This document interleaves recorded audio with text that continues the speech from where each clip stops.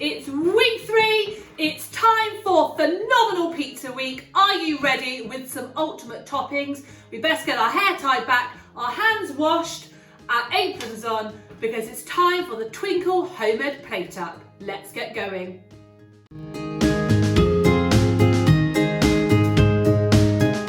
So, phenomenal pizza week is all about developing our skills with using dough. So we're going to make our pizzas from scratch.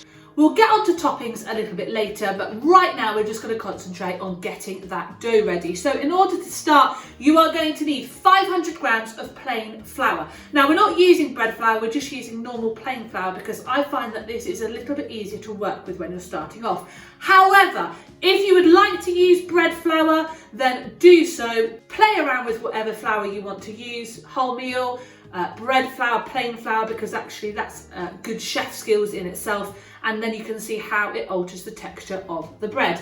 You're going to need also half a teaspoon of salt, and you're going to need a tablespoon of sugar. So measure that out before we get started. And then the really important thing that you're going to need, which is going to wake up our dough and cause that reaction, which is going to cause the dough to bubble and rise, is yeast. And you're going to need 1.5 teaspoons of yeast.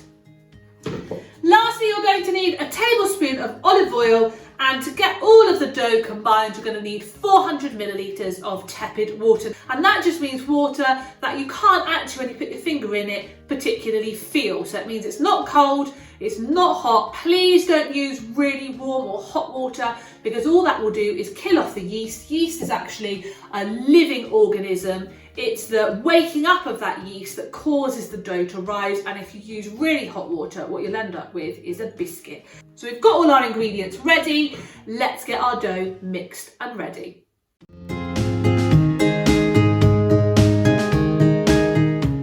So the first step of what we're going to do is we're going to take our water and we're going to pour it into our bowl, and then we are going to put in our yeast. And we're going to give it a little bit of a stir out, and I'm just going to use my finger and I'm just going to go around like this, and that's just going to mix the yeast and the water together so that you're almost kind of like waking it up a little bit, and that is what really starts to activate it together. Next, what we're going to do is we are going to add in our sugar and our olive oil.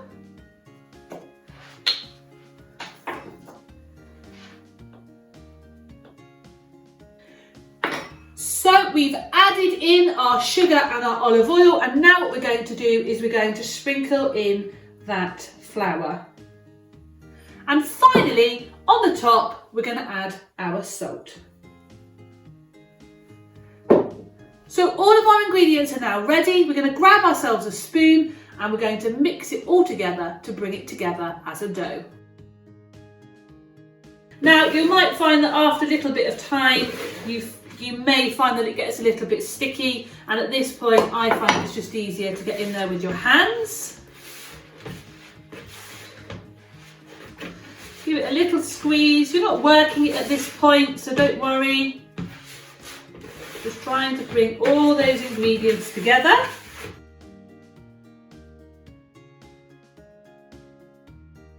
So now our ingredients have all combined together. We're going to put it on a board. Now I'm not going to flour that board, because actually you'll find that the dough will change if you add lots and lots of flour. It's really not necessary.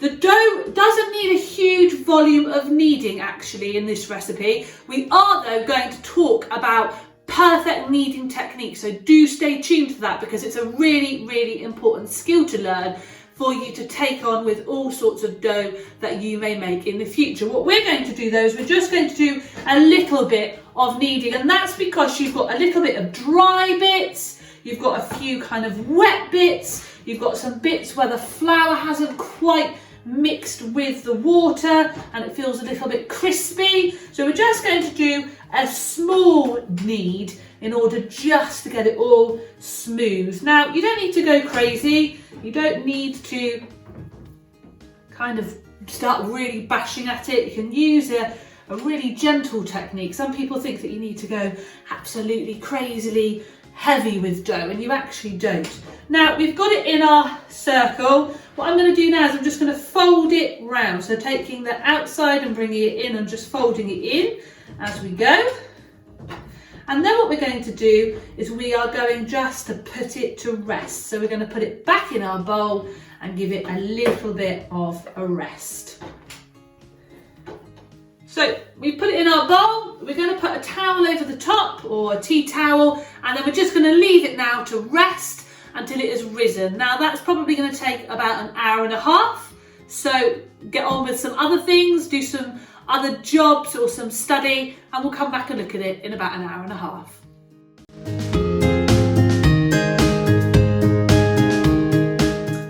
So our dough has been resting for about an hour and a half. Now you can see that it has puffed up a little bit, not a huge amount, but a little bit. Now what we're going to do is, it's nice and soft, we're just going to go and give it another slight knead. Now this dough, as I've said, doesn't need a huge volume of kneading. So what I tend to do is I tend to just pull it out and put it into the middle, put it out and put it into the middle and work all the way around. You can see a big bubble where the yeast actually is reacting. So we're just going to put it round and into the middle, okay? And then that's really ready now for us to start shaping, ready for our bases. So I'm just going to cut a small amount. I'm going to pop the rest back, and now it's time to shape the base.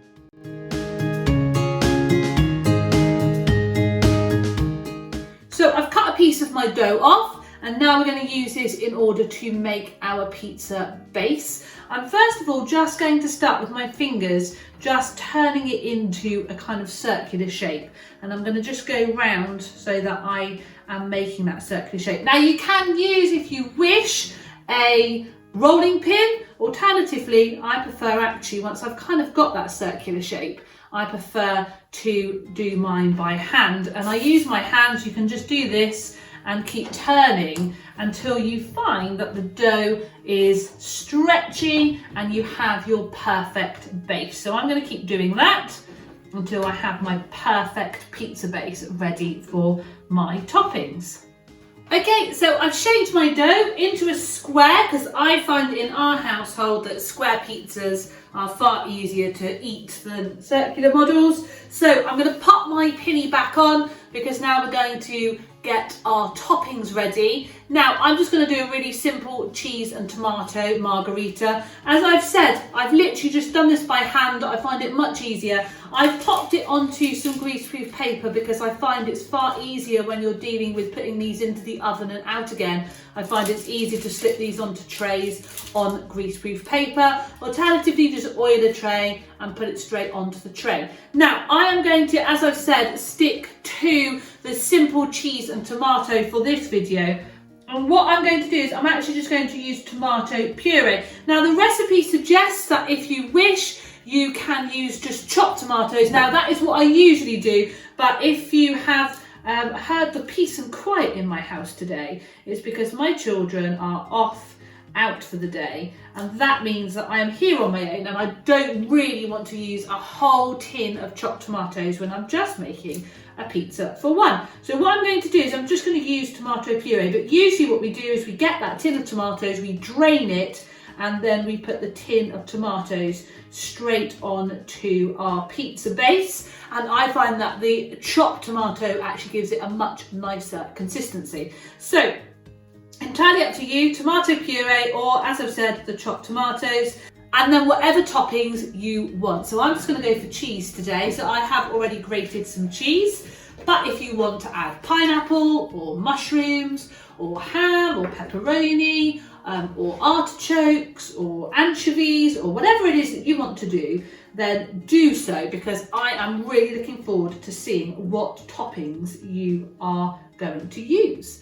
And then that is entirely finished and ready for the oven. Now you could sprinkle some herbs on too if you wanted. You could give it a tiny sprinkle of olive oil, but you're going to pop it into the oven. Now I use a pizza stone. I find that if you have a pizza stone, use it because I think it gets the bottom really nice and crispy. But if you've got a baking tray, don't worry. I put my pizza stone into the oven so that it gets super hot, and then I just slide the pizza on the paper onto the pizza stone. Now ovens are really hot, so make sure you get a grown up to do that for you. I think usually 6 to 8 minutes is ample to cook these. Put your oven up to as hot as you can get it and keep an eye on it, check it after 6 minutes, and then hopefully at the end you should have some perfect pizza.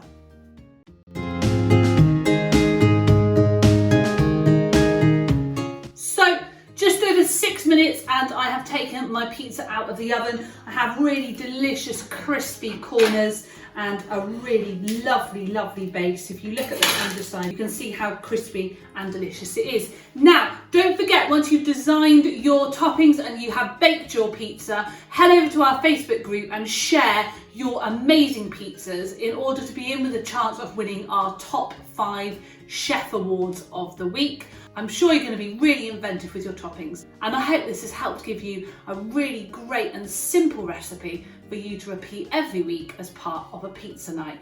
Don't forget to stay tuned because I'm going to show you as part of your cooking how to knead the perfect dough. Now, this one didn't really need much kneading, did it at all? But in order to take bread on as something in the future, if you're going to make loaves of bread, for example, or bread rolls, it's a much cheaper way of, and a much more delicious way of having bread at home compared to going and buying it in the shops. I'm going to show you next how to perfectly knead your dough.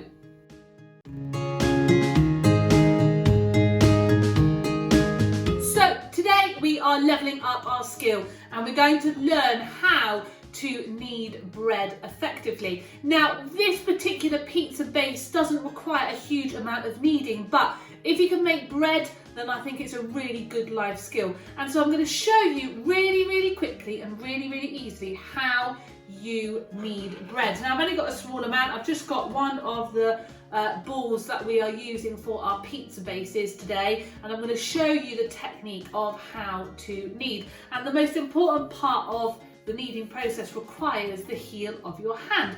Now, you need to make sure that you don't put really any flour at all on your board, because if you add lots of flour to your dough, it's going to dry out and actually the end product is going to be really tough. So even when it starts off quite sticky, if you just use really light hands, you will find that actually it very quickly becomes less sticky. So don't feel the need to keep continually throwing flour on it, because that is just going to dry up and you're going to have a not very nice bread. The other thing to say is you don't need to really go for it with kneading. People think that you need to be slamming it on the floor. People think that you need to be slamming it on the board and that you need to be really punching and pulling at it. Actually, you don't. You can be really quite gentle and soft. For an average loaf of bread, I tend to knead it for about 6 minutes. So if you're really going for it, you're going to exhaust yourself.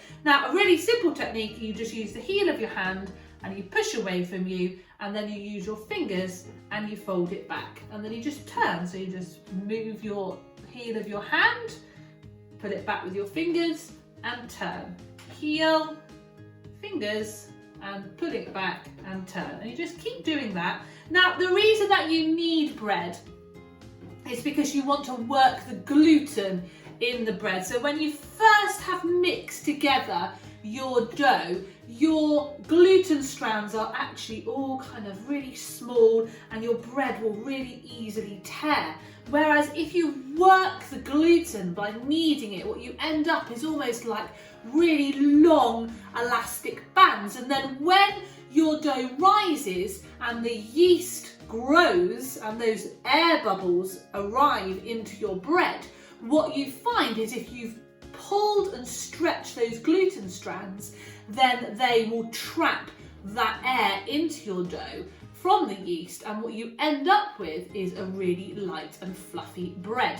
So we are going to continue to knead until we find that our bread, our dough is really, really stretchy and we're not finding that it's fragile and breaking. And if you can kind of do that and it's not really, you can see, look how easy and stretchy it is, but it's not sort of just instantly tearing, then you really know that your bread is ready. And also making sure once you've kneaded it that you have given it plenty of time to rest. And whatever recipe you're using will definitely show you what you need to do with regards to resting time.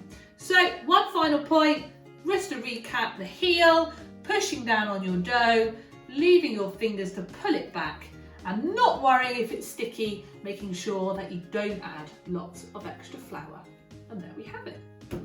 Thank you so much for joining me for Phenomenal Pizza Week. I would say that mine, even though it's cheese and tomato, looks pretty phenomenal. So I'm going to go and head off now and eat it. I hope that you've had lots of fun. Join me next week when we will be making stupendous stir fries. Have a wonderful week and I'll see you next week. It's week